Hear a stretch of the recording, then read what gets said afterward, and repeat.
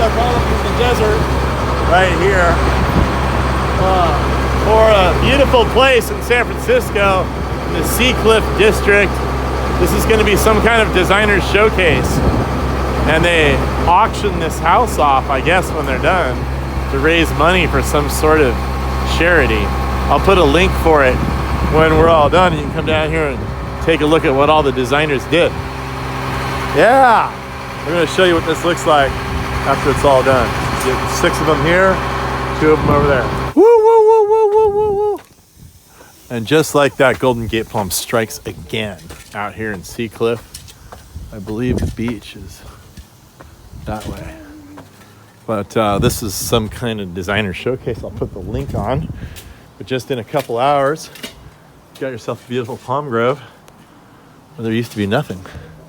Looks really good next to this house. And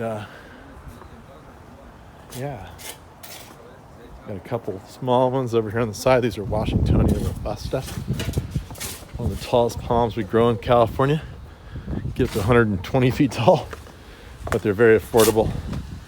These trees will only cost you about $1,000 each installed. And you have an instant statement just like this.